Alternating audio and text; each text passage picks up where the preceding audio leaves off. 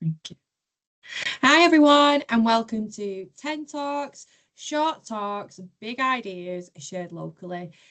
So if you have missed us, you can catch up on YouTube and you can catch up on your own Training Hub website or platform. You just go on there and see exactly what's been happening over the past couple of months. Now we have officially merged as a Northwest Training Hub platform, which is really exciting.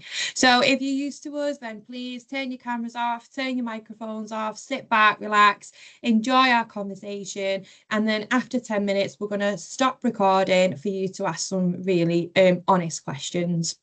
So our speaker today, we are so lucky to have Rebecca Richardson, who is the Preceptorship lead for Lancashire and South Cumbria Primary Care Training Hub, and also a registered general nurse with over 20 years experience. I don't believe that, Becca, which has been spent mostly in primary care.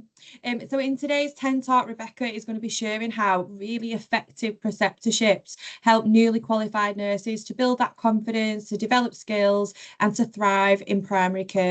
Rebecca's also going to introduce an exciting new programme designed to encourage pre-registration nurses to actually choose a career in primary care from the very start of their professional journey. So welcome, great to have you with us here, Rebecca. Thank you very much, Carla. Thank you for having me.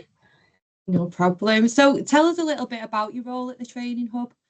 Yeah, okay. So as Carla said, I'm the preceptorship lead for Lancashire and South Cumbria Primary Care Training Hub.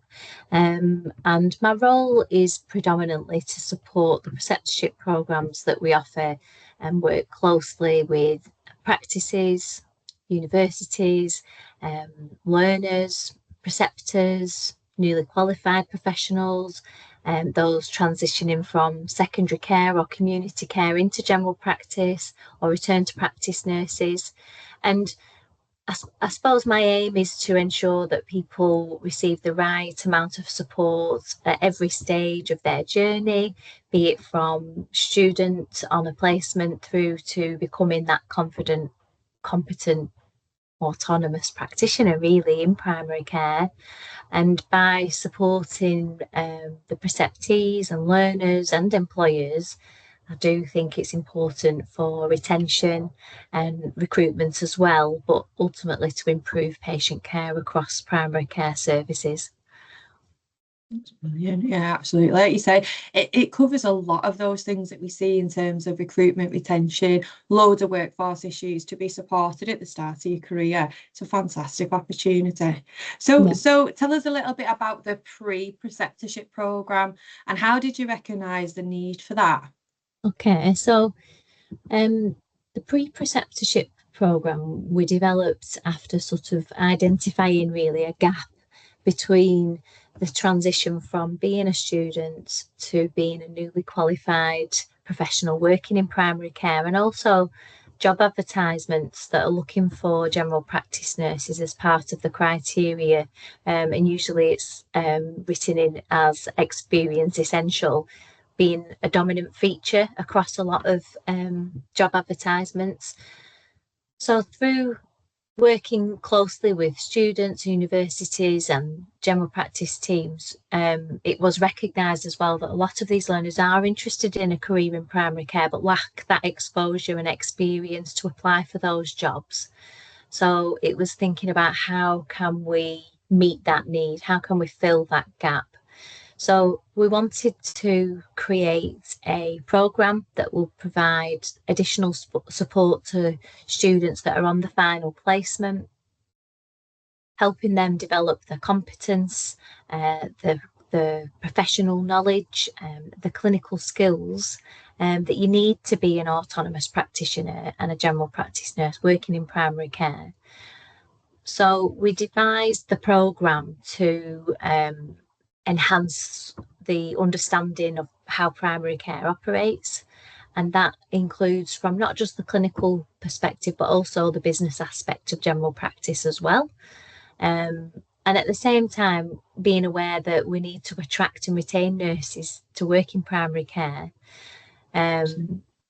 So by investing in our students before they've qualified, we can really help develop a pipeline of practice-ready newly qualified nurses that are already familiar with that primary care environment, because it is so different to any other sort of environment within secondary care or in community, to hopefully smooth that transition from being a student to a practitioner and being newly qualified in primary care. But I think ultimately, with the programs to ease that transition and improve that readiness for employment, and also to encourage newly qualified nurses to apply for roles in primary care as their starting career.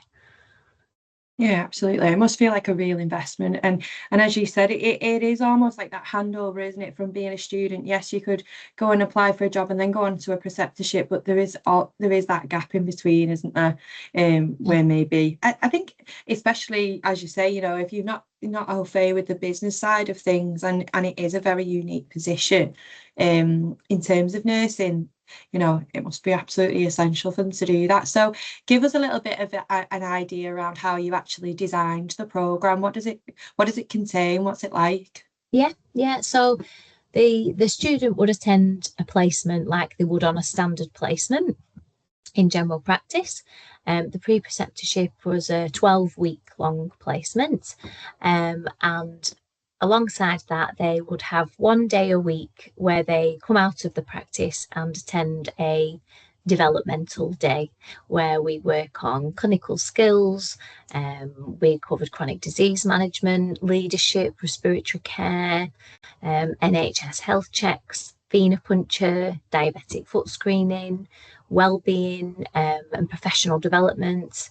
We looked at doing interview skills as well and support with application form. And we also put in a 2-week virtual placement so that for 2 weeks of that 12 weeks, they are off site. So they're not at the GP practice and they're online via a Teams meeting Monday to Friday, 9 till 5.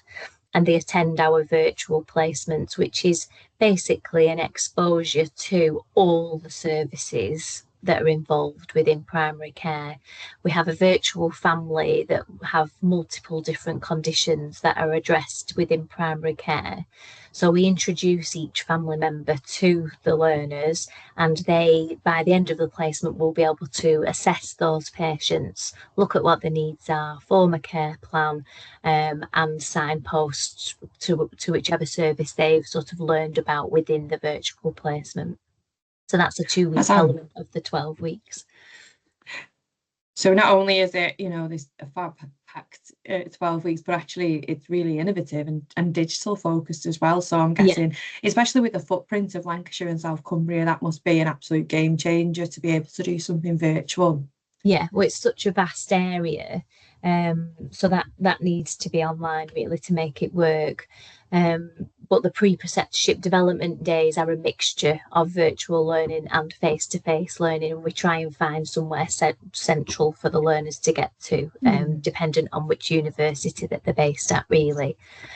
Because some of the skills that we do, they need to be face-to-face. So, for example, our diabetic foot screening, our venipuncture training, we do a session on doing manual blood pressure and pulses. So a lot of the sessions aren't required to be face-to-face, especially like your respiratory ones. We did a pheno session and a spirometry session, so they need to be face-to-face. But where we can, we do offer it online because people do like the ease of the accessibility of it being online and they can do it from home. But it's a bit of a 50-50 sort of programme, really. So it's great and amazing for students, isn't it? So have you had any feedback from any potential employers that are going to be hopefully taking on these students that have qualified on this pre-preceptorship programme? Yes, we have.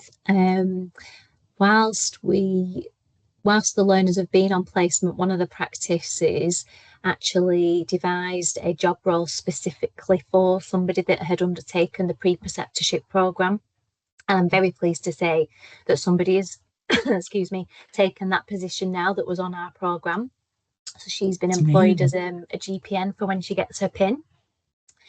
3 of our other learners have secured jobs as general practice.